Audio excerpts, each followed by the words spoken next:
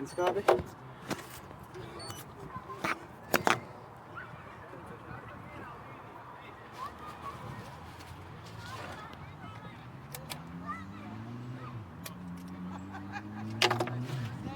Tas viss tev jāpaspēj 90 sekundžu laiku uztaisīt, jā?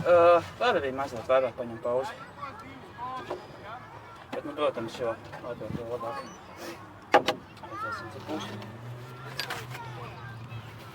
Nezinu, pēc sajūtām labi, bet mēdz būt tā kā pēc sajūtām labi, bet sajūta manīgs.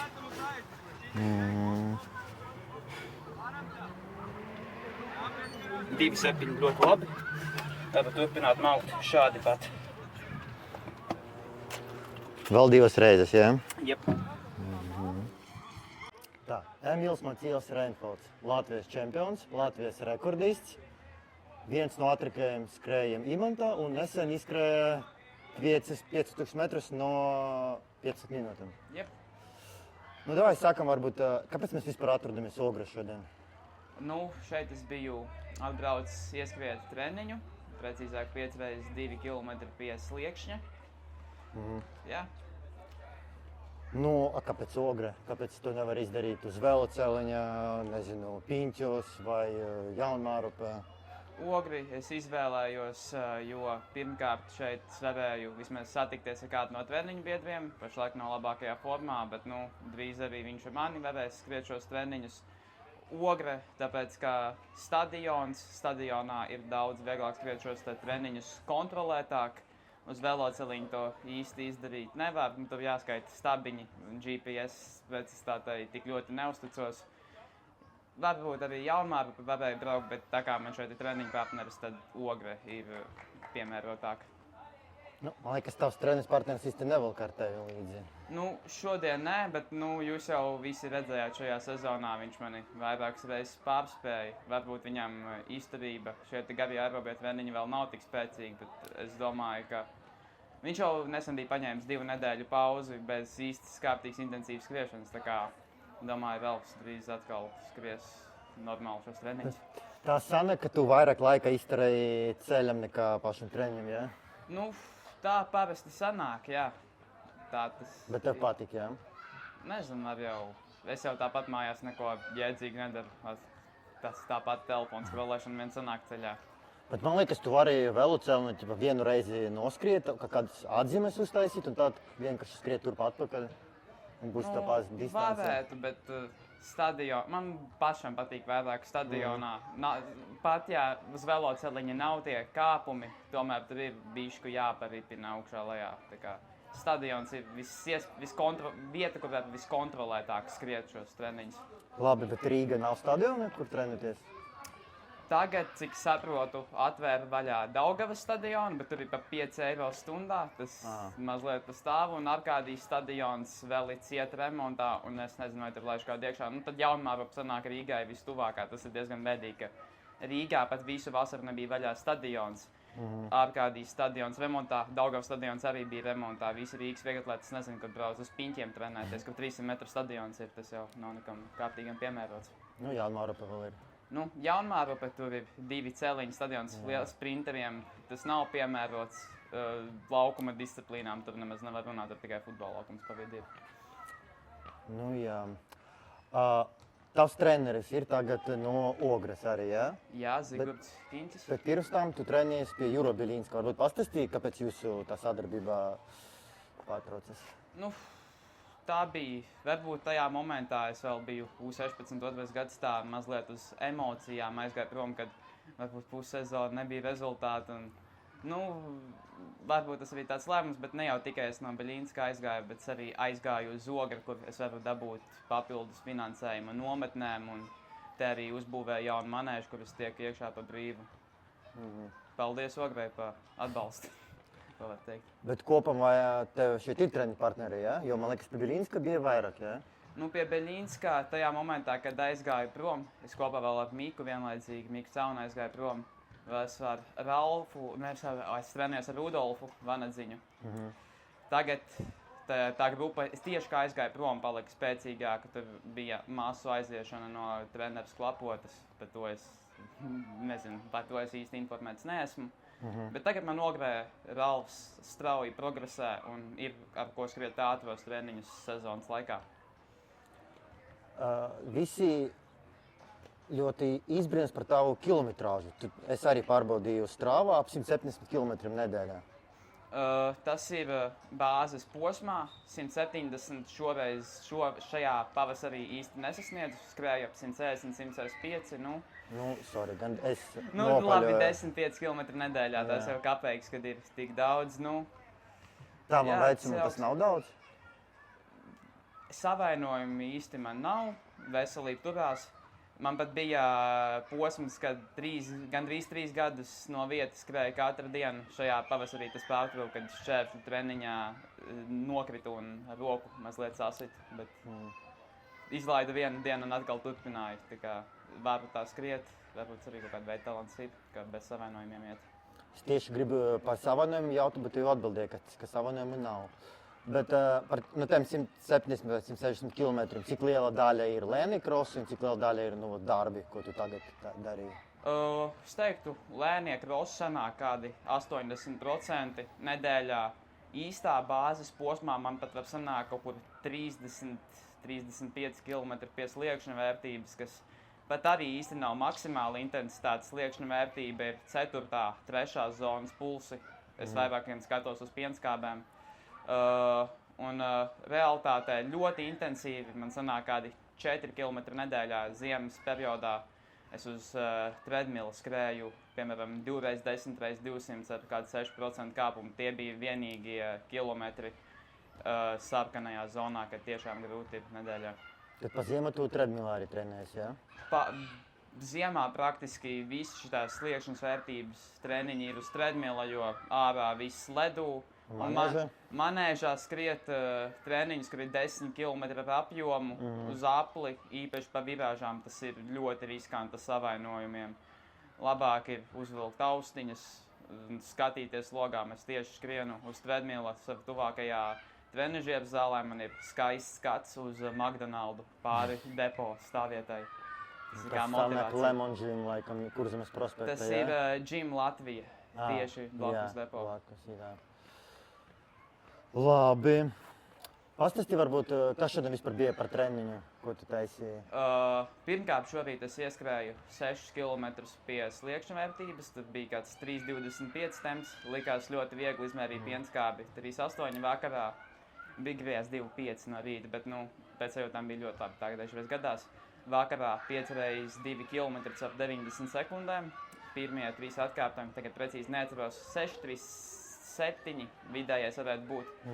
Pienskābi bija labi 2,7, tad pēdējo.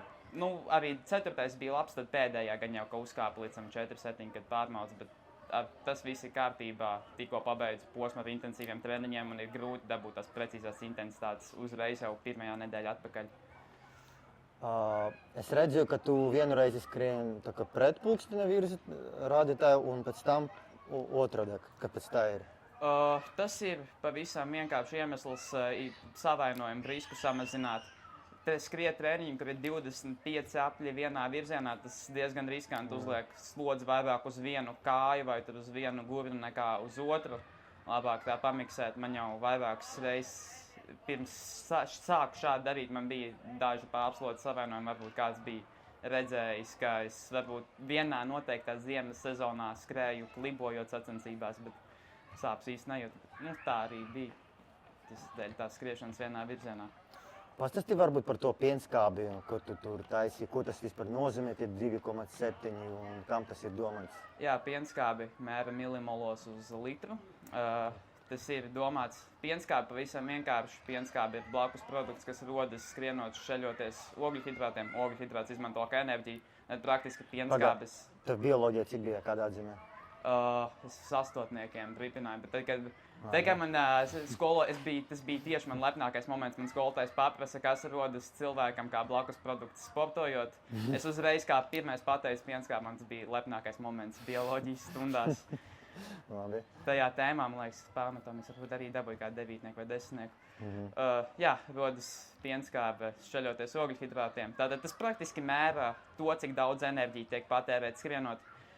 kāds, kurš ir bijis uz laboratorijas testu, zina to, ka pienskābe parasti viegli skrienot turās ap 1-2 milimoliem. Un tad, kad intensitāte sakāp, tas parasti ir pie pusmaratona 10 km tempa. Pienskābe sāk šauties augšā, un tad jau 1500 metru tempā, pēc kādiem kilometriem, tur jau var būt ap 15 vai kaut ko tādu. Man pat ir bijis tā, ka es izmēru pienskābi, man aparāts parāda, ka ārpus nērīšanas zonas tad virs 25 milimoliem.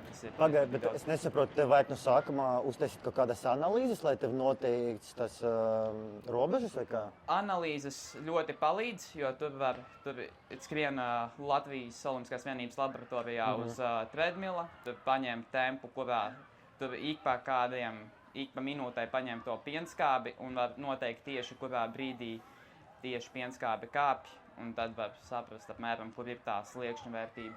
Parasti man testā tas bija 3,6 milimoli, bet mēdz arī skriet speciāli ap 2,5. Daži mēdz skriet ap 3,5 vai ap 4. Tas ir atkarīgs, kāds ir treniņa mērķis. Nu, pagaidot, man treneris saka, vai no es skrienu pēc tempa, vai no es skrienu pēc pulsa. Ja? Jā. Tu tagad skrēji, es redzu, ka tu pēc 3. reizes tu paņemi, un tev bija 2,7. Jā. Ko tas nozīmē tev? 2,7. Tur es varbūt mazliet nokļūdījos, jo 2,7 pēc 3. tad loģiski, ka pēc 5. jau būtu pie tā 3,5. Es arī noskrēju tādā pašā tempā 4. un tad 5. Tieši, kad nomaina virzienus, paliek vieglāk sākt skriet ierastajā virzienā. Un to atkāpēm es pārskrēju mazliet intensīvs. Domāju, ka līdz 4. vēl bija normas robežās pienskāpe. Tā kā uz 80% veiksmīgs treniņš, jā. Tad tas nosaka, cik veiksmīgs ir treniņš, ja? Nu, to, cik veiksmīgs treniņš tas ir, nenosaka. Tas vienkārši tā salīdzināt. Izpildīju līdz 8 kilometriem treniņš bija kā plānots, pēdējā pāršāva pār strīpu. Nevajag tā darīt. Tad, ja būtu 2,6, būtu labāk, ja? Ja būtu, tā tas ir, varbūt dažās situācijās nē. Kad ogļhidrāts sāk iet uz beigām, tad arī laktātu nemaz nevar dabūt augšā. Tas ir aiz noguruma, bet tas ir diezgan komplekss skaitot. Un tu pēc tam to salīdzināsi ar nākamajam treniņam, jā? Salīdzinu ar nākamo treniņu. Arī, jā, vairāk es cenšos turēties pie tā paša laktāta, bet kāpināt tempu. Protams, laktāts ir bijis pareizs. Nevis pareizs, bet tur vajag būt. Kāda vispār ir tava pamatdistance, ko tu uzskati par savu distanci? Pirms gada es būtu teicis, ka 2000 šķēršļi. Tas labi. ir bērnu distance. Jā, to skrien līdz 18 vecuma grupai. Šogad vēl Eiropas čempionātā. Jūs visi laikam redzējāt, kā man tur gāja. Tas būs nākamais jautājums. Jā. Ja skatās pēc punktu tabulām, man vislabākā distance sanākā ir 10,000 metri. Tur man ir rezultāts uz 853 punktiem. Trīnītes telpās arī tieši turpat ir uz 852 punktiem. Bet, es teiktu, ka jā, desmitnieks man patīk visvairāk stadionā. Es nezinu, kāpēc man patīk stadionā 25 aplis riņķot. Man tas varbūt šķiet jautri kaut kādā veidā. Ir forši, kad man pat mazāk stresi pirms tādām garākām distancēm kā 10 km, jo viņas nesāp līdz kādam 4. Var ieiet iekšā domājot, līdz noteiktam punktam būs viegli, un tad būs vēlāk jāsāk strādāt 1500 jāmācā no paša sākuma. Man tas īsti nepatīk. Tu jau plāno pāriet arī uz šoseju vai vēl ne? U20 vecuma grupu noteikti jāizskrien vēl stadionā. Diemžēl ir tā, ka garākā distance Eiropas čempionātā tur ir 5000 metri, kādreiz bija 10,000 metri, bet viena noteikti iemesla dēļ to nomainīja, kas zina, tas zina. Būs jāizskrien vēl stadionā noteikti šī U20 grupa, tad U23 astas vai es braucu studēt uz Ameriku vai vēl šeit. Bet ja man 17 gados labākā disciplīna 10,000 metri, tad, vienkārši realistiski domājot, ka pāriet uz šoseju, es būšu spiests diezgan agri. Tu pusmaratonu tikai vienu reizi skrēji, ja? Es skrēju, jā, man bija 13 gadi. Es gribēju skriet Rīgas maratonā tajā rudenī, bet tas bija tieši tas gads, kad dienu pirms atcēla, vai 2 dienas pirms atcēla. Un tad es uzzināju, nākamajā dienā ir Salaspils ezerkauliņu pusmaratons, tas bija Dolas salā. Tur pat takām izmīdījos 1:23. Es domāju, ka es pat varēju izskriet kaut kādu 1:20, 13 gados, bet varbūt pat bija 1:28. Es galīgi vairs neatceros, bet es domāju, ka es būtu kādā 3:40 tempā izskrējis pusīti toreiz. Bet pagaidām vēl neplānoju iet uz pusmaratonu, vai ne? Es pat smejoties, jokojot, biju domājis, ka varētu šajā rudenī ieskriet, bet tā kā man bija labs 5000 metru skrējiens pavisam tuvu Latvijas rekordam, es domāju, ka septembrī pameklēšu sacensības un centīšos vēl nolauzt to 18 Latvijas rekordu. Nu, labi, tad atgriežamies pie tava Eiropas čempionātu 18. Kas tur īsti notika? Es vienkārši, godīgi sakot, es vienkārši izgāzos. Tur bija, es ieskrēju vienā baļķī, tad 80-90 metrus vēl metrus vēlāk ūdensbedrē nokrita. Tā gadās, un tā bija vērtīga pieredze. Grūti jau kaut ko spriest, kad vienkārši beidzas skrējiens pēc 6 metriem. Tu pārdegi vai kas notika? Es domāju, ka visvairāk traucēja tas, ka es neesmu pieredzējis skriet šķērsli barā, un tās barjeras realistiski ieraudzīju metru pirms barjeras. Vienkārši skatos, kur pārējie atspērās un cenšos no tās pašas vietas atspērties. Un pa priekšu ieskrēju baļķītes, man izsit ārā no ritma, tad tieši pirms ūdensbedres pātrinājos, man priekšā vēl kāds satipināja, bija jāliek uz nažiem un vienkārši apstājos uz baļķa augšā un pa taisno līdeciņā, pat no līdeciņā vienkārši uz vēdera bedrē labi, ka māk peldēt. Un tagad olimpiāda ir tie, kā viņi saucas, repičārži, vai kā latviski ir. Žēl, ka nebiju 18 čempionātā, varētu pārskriet, būtu ļoti forši, jūtos ļoti labi par tajā dienā. Kādas ir tavas domas par tiem skrējieniem? Skatīties no malas kā fanām man ļoti nepatīk. Pirmkārt, pirmajai kārtai nav nekāda nozīme. Tie, kas izkrīt ārā, tiem būs vēl viena iespēja. Daudz tagad es ievēros, ka pat speciāli necenšās distanci otrajā pusē, kad ierauga, ka vairs nevar tikt tālāk. Un tad pats repečāčs. Iedomājies, tu izskrien papildus kārtu, un tad tev nākamajā kārtā gaida, kad tu esi izskrējis papildus skrējienu iepriekšējā dienā, piemēram, 1500 pa 332, un tad tev ir jānoskrien Ingebrigtsens, lai tiktu finālā. Tas galīgi nav godīgi.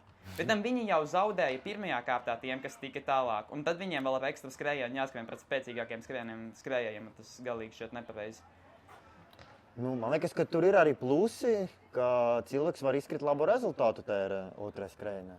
Jā, bet tad kāds viņš būs uz trešo skrējienu? Viņam varbūt jau arī, viņš neplānoja arī būt finālā. Ja viņš neplāno būt finālā. Vienkārši season besta, personal besta. Bet tās jau ir olimpiskās spēles skrien, lai cīnītos par tituliem, un pārējie var izskriet savus personīgos arī komercmačos, kur ir tempa turētāji, tempa gaismas un vispārējais. Tas varbūt ir garās distancēs. Tikai par titulu, tad varbūt arī nevajag tur 40 cilvēkiem skriet. Es tieši uzskatu, ka tas man šķiet vēl arī dīvaini, ka viņi samazina dalībnieku skaitu olimpiskajās spēlēs, tīri, lai būtu mazāks dalībnieku skaits, spēcīgākie skrējēji, viss pēc iespējas interesantāk, bet tad viņi uztaisa papildus kārtu un atkal ir vairāk skrējienu. Tā papildus kārta vismaz pašiem faniem neko nenozīmē, jo fani jau skatās labākos un cīņas pa medaļām, nevis repečāžu. Es vēl neesmu dzirdējis nevienu, redzēju to repečāžu skrējienu, tur bija tik interesanta cīņa līdz pēdējiem metriem, visiem taču neinteresē. Es skatījos, ka Gunta skrien. To, kā latviešu skrien, es skatītos arī kaut 3 naktī. Nevajag to darīt, labāk gulēt. Man bija jautājums vēl par taviem mērķiem, bet man liekas, tu jau tā kā atbildēji katru no jautājumiem tur nedaudz, jā? Pa pašiem mērķiem, jā, šajā rudenī centīšos izskriet vēl U18 rekordu 5000 metros. Tad uz nākamo gadu līdz Eiropas U20 čempionāta sākumam zinu tieši 364 dienas jāgatavojas tam. Un uz Ameriku tu jau zini, uz kādu universitāti tu gribi vai vēl nē? Šī jau tikai sapņos pašlaik. Es īsti vēl neko nesvanāju, man jau tikai 11. klase būs. Bet ir par to laiku sāk domāt, jā. Vai tev ir kādi skrēji, kuram tu iedvesmojies, tad elki, izņemot Māri Pakārkli? Māri Pakārklis, domāju, ka teiks Mārs, tad atbildēt Pakārklis. Plakāti ir kaut kādi? Nē. Es pa Ingebrigtsenu fanoju, bet tas tāpēc, ka es kopēju viņa treniņu sistēmu, man tas vienkārši esmu piespiest pa viņa fanoju. Ja es noskrienu slikti, es varu pateikt tev, domā, ka tas čels, nezinu, ko viņš dara. Tu viņam Instagramā neraksti, čali, ko mēs darām? Nē, tik tālu vēl neesmu aizgājis, viņš jau kā neatbildētu man. Tā kategorija. Kuru skrējus tu tagad Latvijā uzskati par saviem sīvākiem konkurentiem? Nu, šo zonu nācās vairākas reizes Dzelsenam zaudēt. Būs jārehabilitējas nākamgad. Labi, jāatzīst, ka es nebiju šajā vasaras sezonā ne tuvu labākajā formā. Vēl U18 čempionātā izskrēja trīnīti pa 8,59 un tagad tajā pašā tempā bija pavisam nesen spējis izskriet 5 km tā. Bet, nu, labi, tā bija mana vaina, ka tobrīd nebija labākajā formā. Vēl man ir, protams, visforšāk izskriet pret Rudolfu Vanadziņu. Pret viņu es jau esmu skrējis kopā kopš U14 grupas un katru reizi, kad viņu satiekos. Tagad sanāk arvien retāk, ja viņš skrien 800, 1500 metrus. Bet man ļoti patīk pret viņu skriet. Jūs skaitat, cik reizes tu vinnēji viņu, cik reizes viņš vinnēja? Es neskaitu, bet vispār derētu to paskaitīt. Es domāju, ka pavisam tuvu vajadzētu sanākt. Nu labi, paldies tev par interviju, un tad novalu būt Imantas Atrakam skrējiem. Es domāju, ka es jau esmu, bet paldies. Tad tiekamies vēl Imantas vēl celeņā. Jā, tiekamies. Paldies.